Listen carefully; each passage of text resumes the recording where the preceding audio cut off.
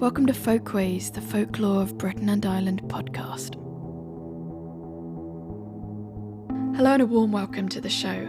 In England's fine tradition of creepy stories around Yule, I have a corker for you today, a tale that combines prehistoric sights, high strangeness, the occult, but with a possible murder mystery.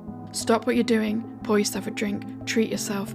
It's time to come with me to England's Sussex Downs.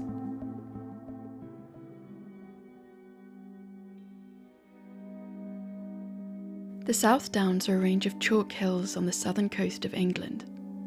In the east, the hills end in the dramatic white chalk cliffs of the Seven Sisters in Beachy Head, rising up out of the English Channel. Rolling open chalk grasslands and dry valleys give the Downs a distinctive look. Whilst not far from places like Worthing and Brighton, out here on the Downs there is a unique, lonely feel. The wind stinging your eyes as you gaze across the undulating soft chalk to the southern edge of this island. Perched high on the South Downs ridges, there are two famous Iron Age hill forts, Chanctonbury and Cissbury Ring. Excavations of Chanctonbury Ring in the 80s and 90s revealed Iron Age pottery as well as Roman temple foundations, plus evidence of ritual feasting, suggesting it served as both a fortified enclosure for safety, you can see everything and everyone from here, but also as a sacred site. A few miles northeast, her sister Cissbury Ring is even grander, the second largest Iron Age hill fort in Britain. It is huge, double ramparts and ditches that enclose vast ancient flint mines. The flint taken from Cissbury was used to make tools, which were traded all across prehistoric Europe. In the 1950s, archaeologist John Poole unearthed a female skeleton in a flint mine shaft, fueling whispers of a sacrificial victim or a miner entombed alive. Her bones, dated to the Neolithic, now rest in Worthing Museum, where you can pay her a visit.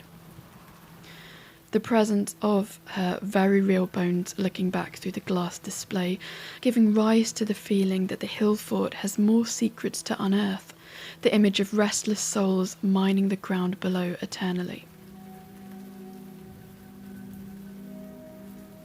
Both hill forts are visible for miles across the Downs, imposing ancient structures pressing in on our modern lives, never fully knowable.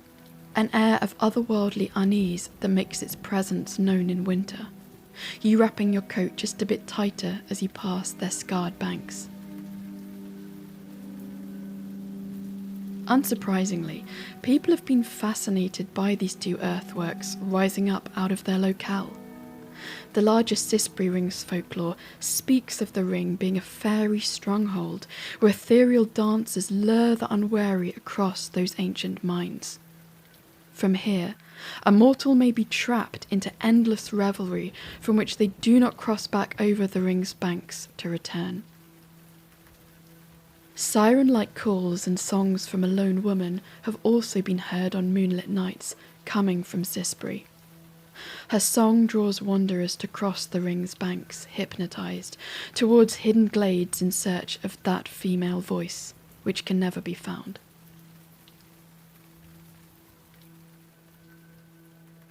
But for the smaller Chanctonbury Ring, the folklore only gets stranger. The most enduring legend is that walking the ring 7 times counterclockwise in summer summons the devil, who will grant you a wish under the summer starlight, but at the cost of your soul.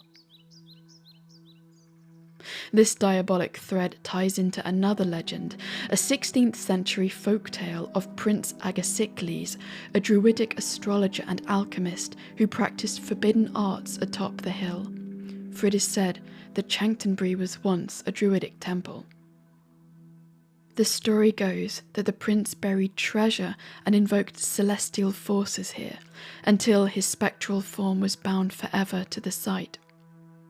Indeed, instead of the devil, some have reported seeing a druidic figure standing amongst the trees, only to vanish when you blink.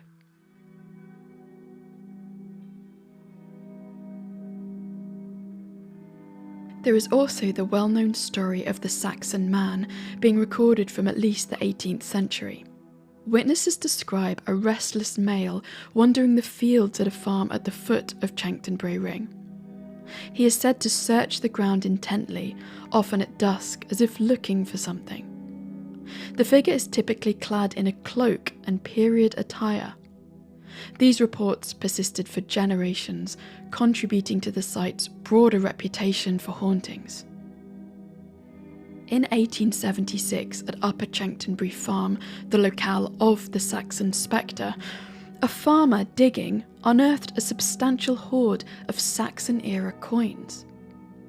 This discovery was seen as somewhat poetically, perhaps explaining the man's behaviour, that in life he was the hoard's guardian or owner, bound to the land here by unfinished business, to be seen very occasionally by the living in the liminality of dusk. But this is just the beginning of strange modern phenomena associated with Chanctonbury Ring.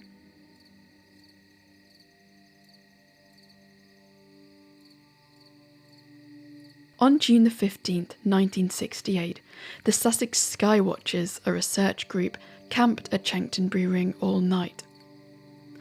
Around 2 a.m, they reported that members felt waves of what they described as nausea and vertigo, one vomiting uncontrollably after brushing the beech trees within the Iron Age ring. Others described what they could only call an oppressive evil feeling that left them shaken, actually fleeing the ring before dawn. A more famous incident happened in 1974, when another research group again spent the night in Chanctonbury Ring. The group watched, in horror, one of their members, a man named Mr. Lincoln, levitate off the ground. Around 11 p.m, while Lincoln walked through the centre of the ancient tree ring of the hill fort, he was lifted several feet off the ground by an unseen force.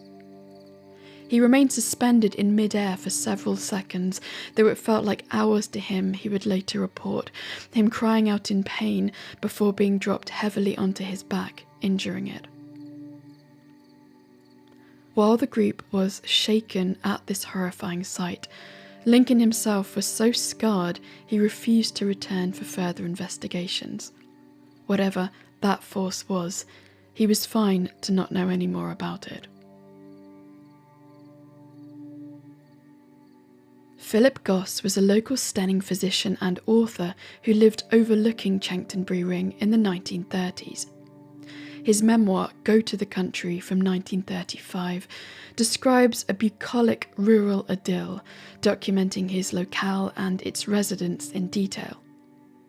However, on page 96, the book takes quite a different tone, singling out one aspect of the Downs landscape as being quite different to the rest: Chanctonbury Ring. He writes, "Naturally the ring is haunted. Even on a bright summer day, there is an uncanny sense of an unseen presence that seems to follow you about. If you enter the dark wood alone, you are conscious of something behind you. When you stop, it stops. When you go on, it follows. If you stand still and listen, even on the most tranquil day, when no breath of air stirs the leaves, you can hear a whispering somewhere above you. No birds live in this sombre wood but a pair of yaffles, and occasionally the silence is broken by a loud, mocking laugh. Only once have we been so bold as to enter the ring on a dark night. My wife and I went there alone, and we shall never repeat the visit. Some things are best forgotten if they can be, and certainly not set down in a book."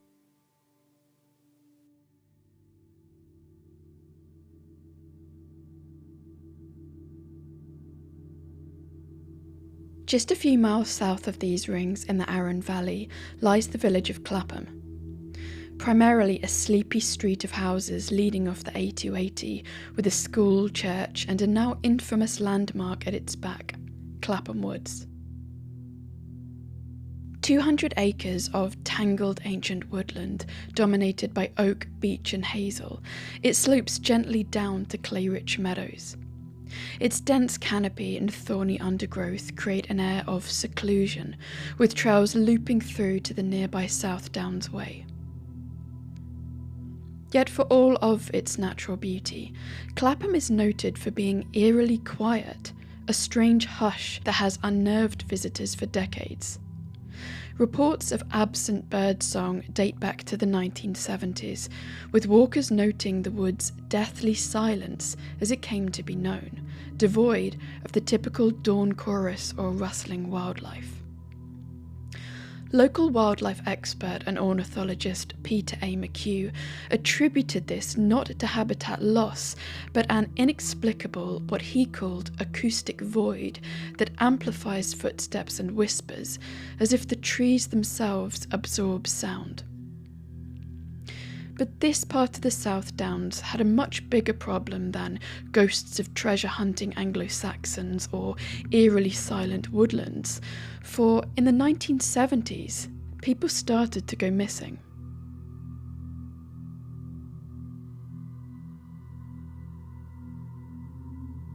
"47-year-old police constable Peter Goldsmith, a former Royal Marine, was worried about his nephew, also a policeman, who'd been suspended from duty. Goldsmith was mulling over this problem as he stared out of his office window onto the Downs one morning in June 1972.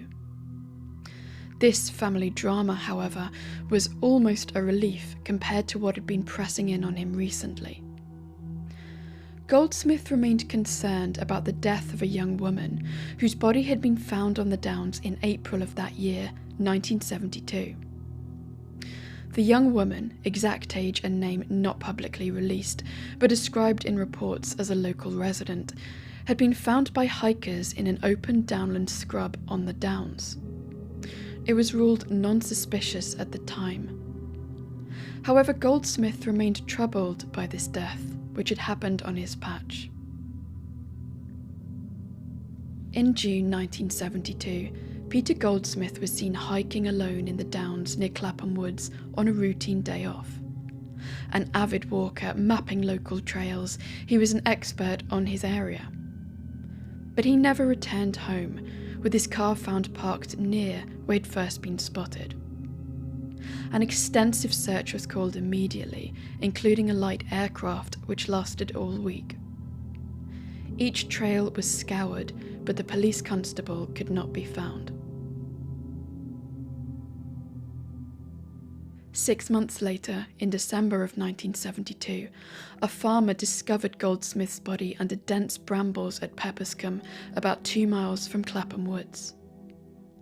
The corpse was in an advanced state of decomposition, with forensic experts noting an unusually accelerated rate of decay inconsistent with the timeline. The cause of death could not be determined. The delay in discovery complicated analysis.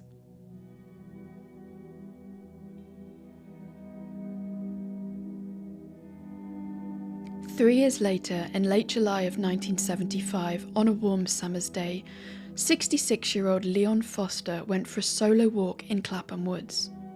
He was a regular visitor to the area for exercise and knew it well. He told his neighbours he was heading for a short stroll, but he did not return.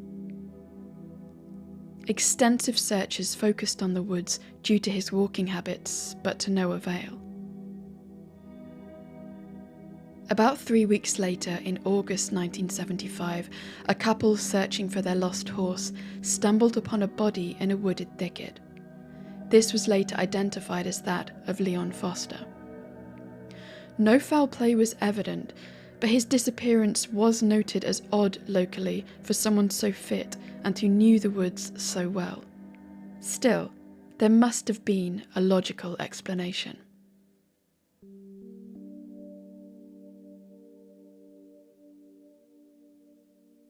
On Halloween 1977, Reverend Harry Neil Snelling attended a routine dental appointment in Worthing.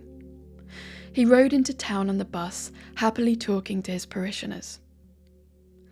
Rather than catching the bus back, though, he chose to walk the 7 miles through the South Downs home. It was a clear autumnal afternoon after all, and he was familiar with the terrain as a former church leader who enjoyed the Downs. His wife kept an eye on the clock as afternoon became evening. But by night, the Reverend had still not returned home, and she reported him missing. An extensive search party was once again called. The Reverend was a respected member of several communities, and as well as police efforts, local people traced his probable footsteps across the Downs as they called his name into the wind. It would be 3 years before Snelling was found. Skeletal remains were discovered in August 1981 by a Canadian tourist near Whiston Barns on the Downs, on former Ministry of Defence grounds. The cause of death could not be determined. The inquest therefore returned an open verdict.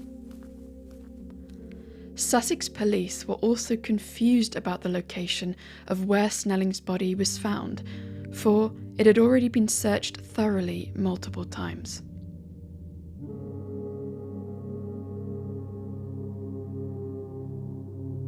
Gillian Matthews was a 37-year-old originally from Worthing.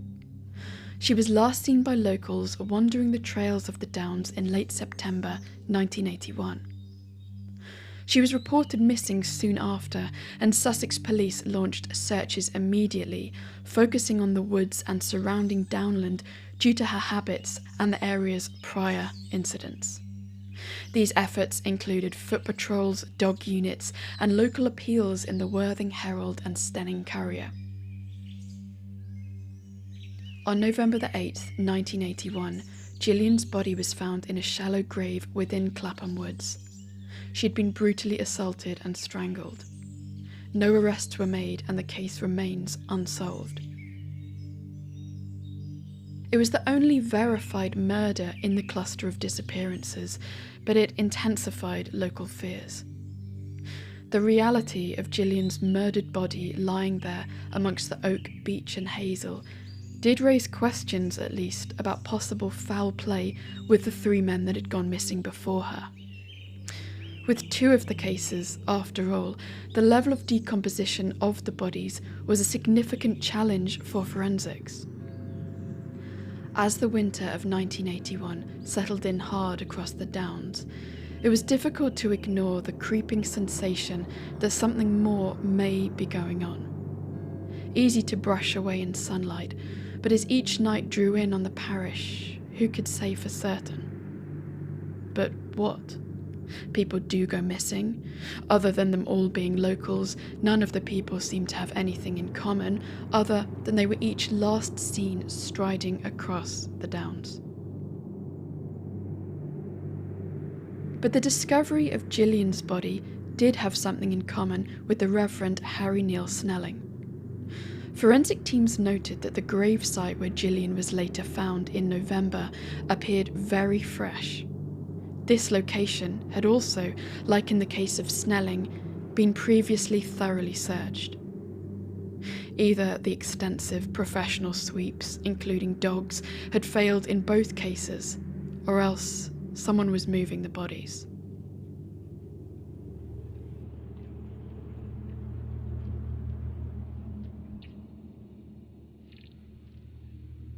It wasn't just people who went missing on the Downs. During this time period, owners noted their dogs behaving in an unusual way on approach to Clapham Woods. In April 1975, Peter Love's son from Patching Village was walking the family chow called Wallace in Clapham Woods when it suddenly bolted and vanished. The dog had been quite calm beforehand. It was on a lead but slipped free and fled into the trees. Thorough searches by locals and police yielded nothing, and the dog was never seen again. This was the first widely reported dog case, sparking a series of similar incidents covered in the Worthing Herald. Between 1975 and 6, domestic dogs started to go missing en masse, with many being reported in the local press. The BBC even got involved, sending a reporter to interview locals. The following was first broadcast on BBC One's Nationwide, 1st of September 1975. There are two views you can take of Clapham Woods, a square mile of trees and scrub on the busy South Coast Road near Worthing. One, that it's an ideal place to go for a pleasant walk. Two, that it's a very sinister place. Not so long ago, two dogs disappeared here. One was a perfectly healthy 3-year-old chow called Wallace, and he belonged to the local postman. The other was a well-trained farmer's working collie. In a matter of minutes, they just vanished off the face of the earth. Now, the last time they were seen was in this particular small copse. They went in, and they didn't come out again. So, two dogs vanish in fairly heavily wooded country. Probably happens all the time. But there are some people who are convinced that there's some weird connection between Clapham Woods and dogs. And suddenly,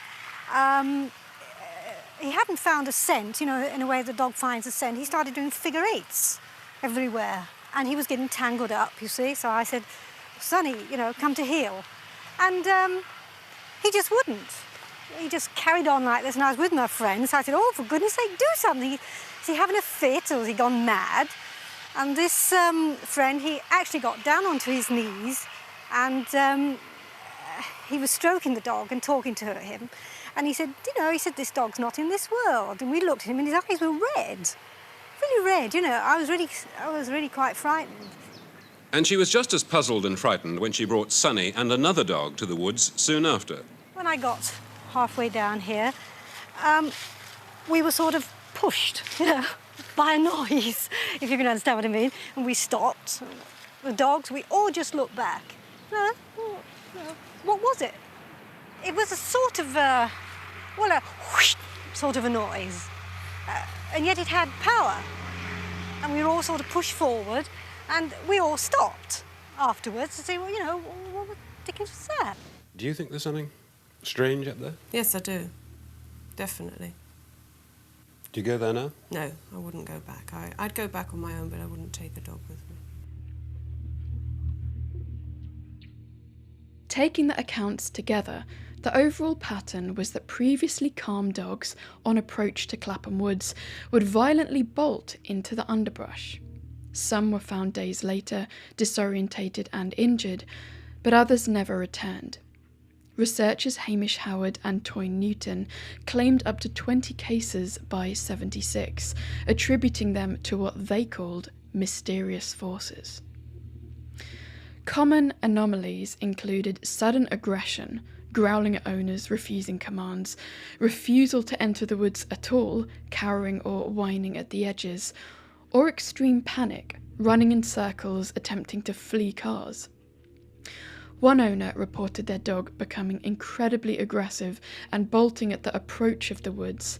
Another noted a pet foaming at the mouth with bulging eyes, as if in agony, calming only after removed from the area.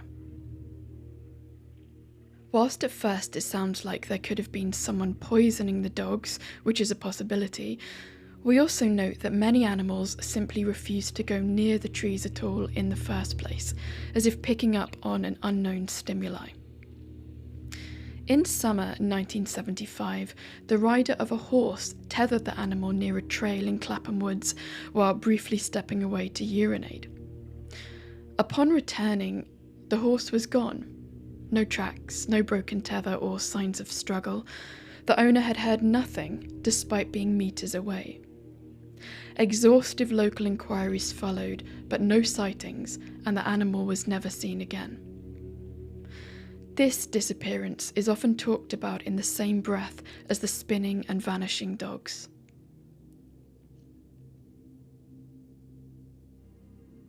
Charles Walker was born in 1953 and grew up in Worthing. He worked at the West Sussex County Council depot that sits right on the edge of Clapham Woods. By day, he handled groundskeeping and maintenance, but off the clock, he was something else, a self-taught investigator with a lifelong interest in Sussex's landscape and unexplained phenomena. Starting in his late teens, Walker spent his free time mapping trails in the Downs and cycling through the area on his pushbike. He cut a familiar figure as his head would appear from a canopy of trees as his bike sped down the tracks. Whilst his interests in the occult had started as an eccentric hobby, they became more serious in the early 1970s when, in his early 20s, Walker started to notice a spike in unusual occurrences in his locale.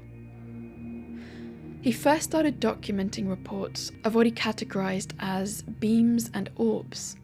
He was not embarrassed to talk to people directly about their experience, his directness putting them at ease, leading him to obtain an interesting catalogue of first-hand accounts of the area.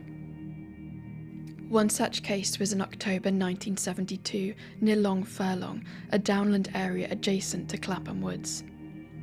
A couple out for an evening walk initially mistook a low bright light in the western sky for the planet Venus. The light began moving rapidly northward. As it passed directly over Clapham Woods, it emitted a vertical beam of light descending into the canopy, described as a pale, focused shaft illuminating the treetops. The beam then retracted quickly, after which the object accelerated northeast at high speed and vanished. The entire event lasted 1 to 2 minutes. This coincided with a related sighting by a telephone engineer driving along Findon Road parallel to the woods. He reported a large saucer-shaped object circling the area before zooming off, corroborating the couple's timeline and direction. But Charles Walker also started to be curious about the area's folklore, especially around Chanctonbury Ring, where he'd long heard tales of ghostly figures at dusk. His interest was sufficiently piqued that he joined an evening research party in 1974 to the Ringford, where he witnessed a member of the group going by the name Lincoln being lifted off the ground by an invisible force. By 1975, things escalated with the disappearances of the dogs. Walker interviewed owners whose pets had bolted into the underbrush. He tallied up around 20 cases that year alone. But it was the human deaths that meant Charles would never stop probing this area for the rest of his life.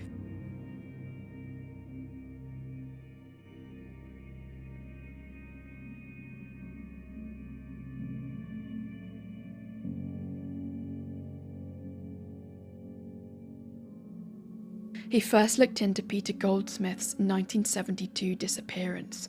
The police constable found 6 months later under brambles, decomposed beyond what the timeline suggested. Then Leon Foster in 1975. Walker interviewed neighbours and searchers at length. By the time the Reverend Harry Neil Snelling vanished, last seen walking home from a dental appointment in Worthing, Walker was convinced that there was more to this story. A chain smoker who would roll cigarettes whilst looking out over the Downs, imagining each of the unlucky people's last moves within this landscape below.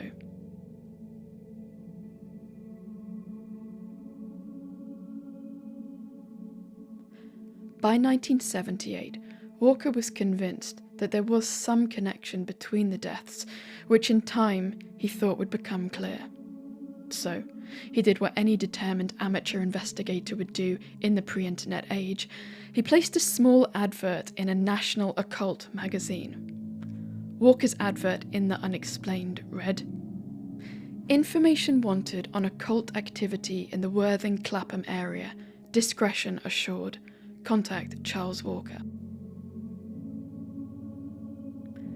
Unsurprisingly, Walker had received a number of what he called crank calls in response, and he had essentially given up on his getting anything useful. He was just sitting down to watch some TV one evening in November 1978 when the phone rang. A well-spoken man with an RP accent claimed he had the information Walker may be looking for. Walker sat up straight in the dim light of the TV as the well-spoken man suggested that they should meet. Something about this call seemed different to the previous ones he had received. Tonight, 9 p.m, the Chestnuts, Clapham Woods, the man said. Charles squinted through the gloom at the clock on the wall to see that it was already 8:40. He grabbed his pushbike and cycled to the woods. Only once he had made his way to the agreed crossroads, the Chestnuts, did he really stop to think about what he was doing. He'd been so full of adrenaline the whole ride here, but now he was completely alone. The car park he had passed was empty.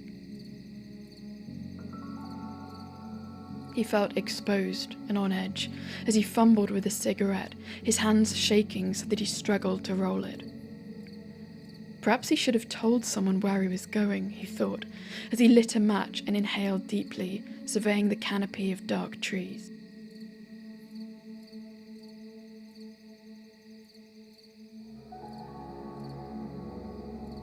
Minutes passed in silence as Walker paced, beginning to think this might have just been a setup, when a voice called out from behind a nearby tree.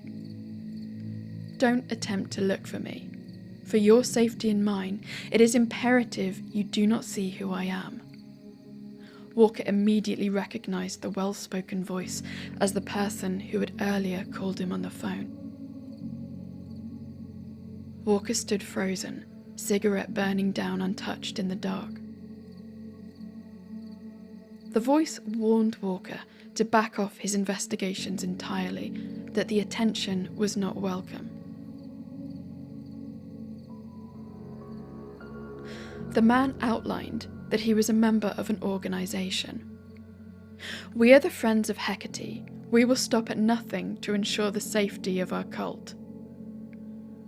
Walker inquired, as confidently as his shaking voice with dry throat would allow, if the dog disappearances in Clapham Woods had anything to do with these friends. The man paused before responding that, "Our group occasionally requires a ritual sacrifice, if that answers your question."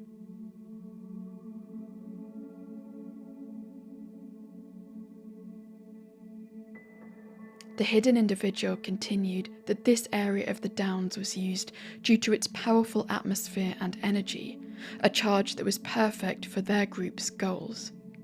However, when Walker inquired what these goals were, the man fell silent.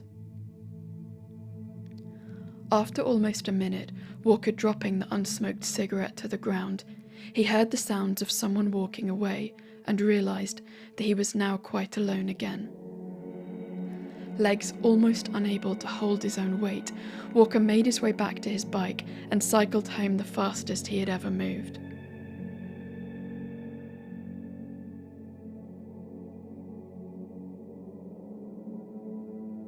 Three weeks later, while cycling near his home, Walker heard a car slow down to a crawl behind him. The road was completely clear. Why were they not overtaking? Walker cursed to himself.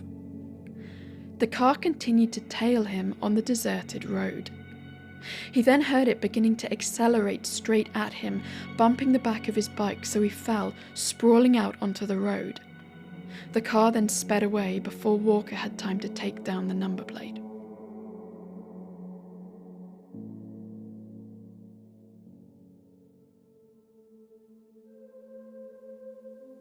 Walker limped home from his accident with cuts and bruises.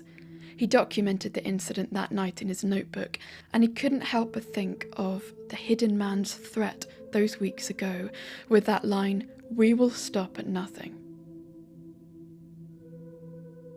In The Demonic Connection, 1987, co-written with Toy Newton and Alan Brown, Walker writes, "The accident was no coincidence. It came too soon after that meeting. But it only hardened my resolve." Walker continued his investigations into this area of the Downs. In mid-1979, around 6 months after his meeting with the initiate in the woods, he biked from Worthing to Clapham one foggy spring evening. He noticed that the barn door next to St Mary's Church was open. Looking over his shoulder in the twilight, he walked towards the open door. He'd just quickly poke his head in. Armed with a torch and Polaroid camera, he slipped through the doorway, heart, he felt, beginning to pound. Inside the barn, amid debris, were faded murals on the east wall. But a central figure caught Walker's eye. An enormous horned demon with scaly serpentine body and cloven hooves was looking back at him. This was not the Christian devil. Walker ID'd it as possibly the Celtic deity Cernunnos.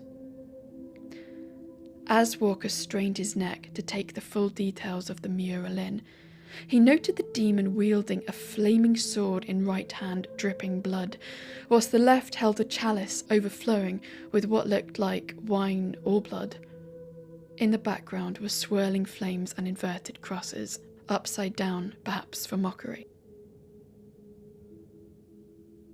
Walker snapped 4 to 5 photos, grainy but clear in book reprints, estimating the mural to be around 10 to 20 years old.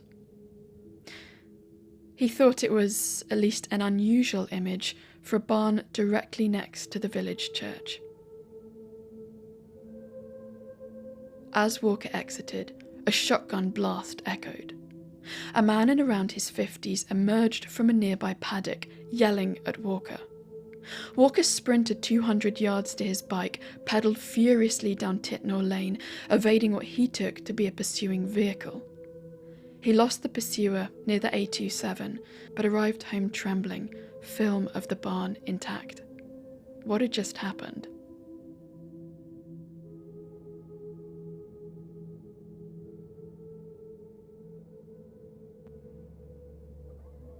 Charles Walker never gave up looking into the cases at Clapham and the wider Downs. Perhaps a part of what differentiated him was that he was a self-proclaimed occultist himself, which he felt gave him a certain eye and a different way of thinking to his neighbours. Through reading the book The Demonic Connection, it would seem fair to say that Walker's overall conclusion was that this part of the Downs has a significant energetic potency, the edge of the land, meeting these incredible prehistoric sites, Chanctonbury and Sisbury Ring amongst others, and that our ancestors have known and possibly worshipped at these places for thousands of years.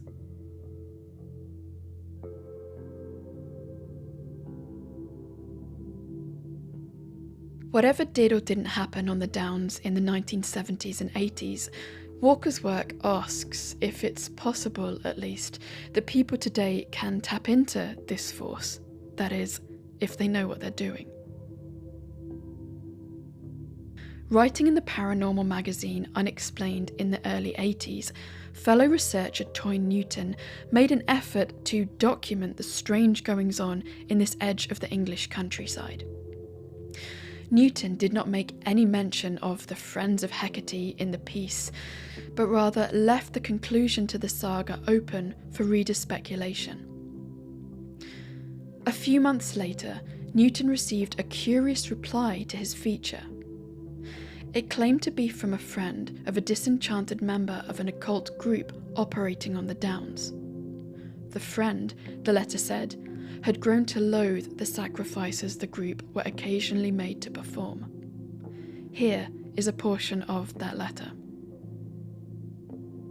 Dear Sirs, in your article on Clapham Woods, you ask if the mysterious events are linked to a black coven. I can tell you that they are, but it is much more than that.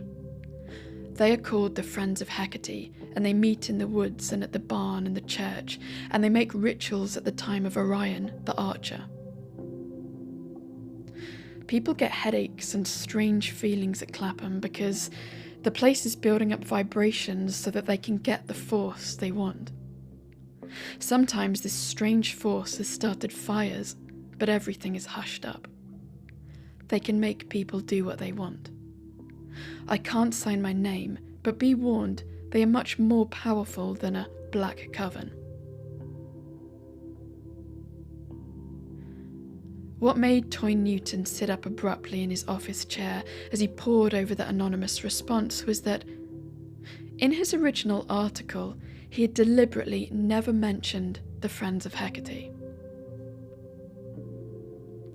You've been listening to Folkways, the Folklore of Britain and Ireland podcast, written and produced by myself, Ashley, music by Big Big Sky. Stay tuned for this episode's bonus section, where I look into who Hecate is and her relationship to dogs, night, and the crossroads. Just for a bit of fun, if that's the right word, to see us out, here are a few YouTube comments I found on this particular topic. You're welcome. I served the short conservation course at Clapham Woods, and at times on my own, I had this very intense feeling of being watched. None of us on the course knew anything about the woods' history, and the course leaders said nothing. Thinking back, it was a mandatory course run by the Job Centre. Maybe they were thinking they could lose a few of us for good. Years ago, I was collecting mushrooms. I got a little lost. Then I had an intense feeling of being watched. I ended up running through the woods, and I ended up by the petrol station. I had to get a taxi back to my car at the church. I love hiking the South Downs, but the only time I've ever felt unsafe was in Clapham Woods.